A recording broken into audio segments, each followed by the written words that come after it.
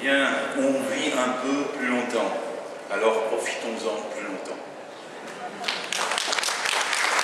S'il y a bien un sujet sur lequel le MEDEF est optimiste, c'est sur l'allongement de l'espérance de vie. Il y en a qui voient des nains partout, Madame Parizeau, elle voit des centenaires partout.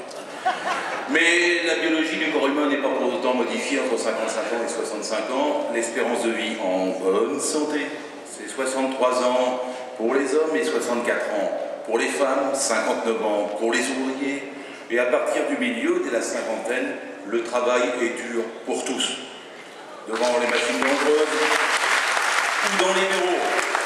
Parce que si vous regardez quelqu'un derrière son marteau-piqueur à 55 ans, il devrait déjà être en retraite.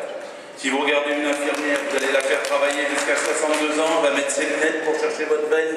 Ce n'est pas exactement ça que nous avons comme perspective. Un instituteur qui fait sa 40e rentrée, vers 61 ans, aura des gamins, 35 gamins de 7 et 8 ans au début du mois de septembre, c'est ce monde-là qu'on veut. Il ne sera sûrement pas aussi dynamique qu'au début de sa carrière. Et quand vous voyez des femmes de service qui travaillent à 57, 57 ans pour pousser les chariots dans des restaurants d'entreprise, vous vous dites aussi qu'elles devraient être en retraite. La retraite est méritée parce que 2 maladies sur 5 sont liées au travail à partir de 55 ans. 3 maladies sur 5 à partir de 60 ans. Parce que le travail commence à ce moment-là à transformer l'organisme, et c'est sous tout et dans toutes les professions. On nous dit, oh, dans les bureaux, il n'y a pas de risque. Mais bien sûr que si. Parce qu'il y a 180 000 accidents cardiaques et vasculaires dans notre pays, dont la moitié, les études sont insuffisantes, mais la moitié est liée au travail. Lorsque l'autre jour, en sortant d'un bureau dans mon secteur, un homme de 54 ans, après une journée de 15 heures, marche, sort le long du boulevard, tourne la rue et s'effondre d'un infarctus massif. Est-ce que c'est un accident du travail? La boîte dit non. Est-ce que c'est un accident du trajet? La boîte dit non. Elle dit il était cardiaque. Peut-être serait-il décédé, mais pas ce jour-là, s'il n'avait pas fait 15 heures de travail. Et si on respectait la limite de la durée maximale du travail. Il faut travailler mieux, moins, tous. Et alors maintenant, on nous dit qu'il faut remettre en cause la retraite à 60 ans. Alors on nous dit, c'est partout pareil en Europe. Mensonge. C'est 35 annuités en Allemagne, c'est 35 annuités en Italie, c'est 35 annuités en Espagne. Mensonge aussi que de nous dire c'est 60 ans partout. Non, 67 ans, ce serait peut-être en Allemagne en 2029, peut-être en Italie, en Espagne en 2027. Et en Allemagne, ça bouge, parce qu'ils ont constaté que seulement 21% des salariés de plus de 60 ans travaillent aujourd'hui. Et les organisations syndicales se mettent en mouvement pour remettre en cause les accords qui ont été faits sur la perspective éventuelle de la retraite à 67 ans. Alors qu'en Bourse ou Fillon nous disent à la télévision, mais c'est partout pareil, ils mentent, ils mentent.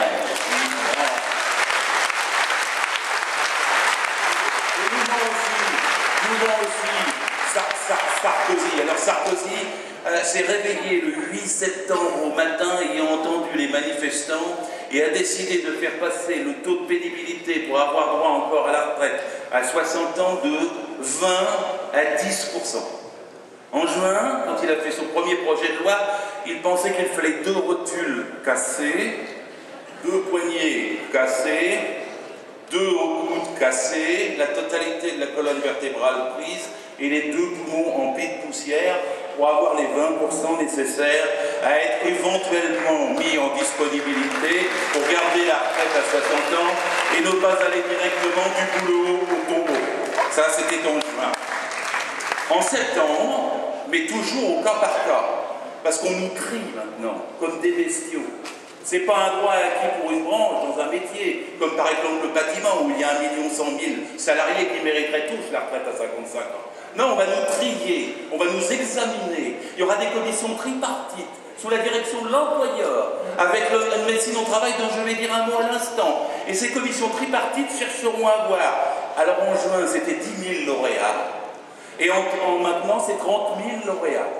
Et depuis septembre, on sait qu'il faut un seul coude, une seule rotule, un seul poignet et un seul poumon pris pour pouvoir avoir le droit de garder un droit acquis à 60 ans qui existerait depuis bientôt 30 années dans notre pays.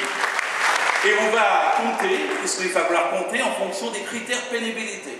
Alors, le premier critère sorti d'Élysée, c'est le port des charges et les gestes et postures contraints. Alors vous savez combien il y a de salariés dans ce pays qui sont soumis à des ports de charges et des gestes de posture contraints? 5 millions. Pas 30 000, 5 millions. Et vous savez combien il y a de TMS, de troubles musculo-squelettiques? C'est 85% des maladies professionnelles. Il ne doit pas savoir ce que c'est, du haut de son Élysée, là, le Sarkozy, pour pouvoir passer de 30 000 à 10 000, de 10 000 à 30 000, d'une rotule à un coude, sans savoir exactement qu'est-ce que ça impacte sur nos vies, sur nous qui produisons les richesses de ce pays et qui n'en recevons pas ce que nous méritons. Le deuxième critère économique, c'est qu'on dit qu'on va être ceux qui seront exposés à des risques de cancer ou toxicologiques. Alors, il paraît qu'il y en aurait 10 000 cancers reconnus d'origine professionnelle. C'est largement sous-estimé. Les professeurs qui étudient ça de plus près parlent de 50 000, 60 000, 70 000, en tout cas pas de 30 000. Pas de 30 000. C'est largement sous-estimé par rapport au reste de l'Europe. Et le troisième critère, ce serait les horaires atypiques, le travail de nuit. Mais le travail de nuit, 10 ans de vie dépensée en travail de nuit, c'est 15 ans. 10 ans de travail de nuit, c'est 15 ans de vie dépensée. Et évidemment, on vit à contre-courant et ça fait mourir plus tôt. Et on est passé dans la dernière décennie de 2 400 000 salariés en travail de nuit à 3 600 000 quand ils ont levé l'embargo pour les femmes et pour les jeunes, et c'est Philippins et d'autres qui l'ont fait. Ça représente en horaire atypique 5 millions de salariés qui ont des horaires atypiques. Pas 30 000, ils se moquent de nous. 30 000 pénibles, avec 3 critères. En fait, il y a 10 millions de salariés qui correspondent déjà aux critères de l'Élysée et qui mériteraient de garder la retraite à 60 ans. Alors tous, on mérite de la garder. Tous, on mérite de la garder. Et alors, dans la loi que nous fait voter à l'arraché aujourd'hui, brutalement, avec une méthode bonapartiste où Sarkozy donne l'ordre à Accoyer de briser la possibilité de débattre, d'interrompre les explications, alors qu'il y a eu 20 heures pour l'opposition pour pouvoir argumenter sur une question qui ailleurs prend des années même. Tout va à volo, comme c'est dit aujourd'hui. Ce gouvernement, normalement, avec tout ce qui lui arrive, tous les écoutes téléphoniques, les accusations sur les robes, devrait démissionner. Dans n'importe où ailleurs, on aurait des élections anticipées. Il faut qu'on ait un petit requin, un petit Pékin au sommet, qui tient la barre et qui essaie de nous écraser tous et de nous voler tous ce que nous avons conquis pendant tant d'années. Alors ce que je voulais dire, c'est qu'un train dans cette loi cet après-midi en cache un autre. Article, je ne me trompe pas, vous me corrigerez, c'est L 64 22 2 et 4. Ils ont abrogé dans le Code du travail 2 alinéas. Le premier, c'est celui qui fait qu'il y a des médecins du travail.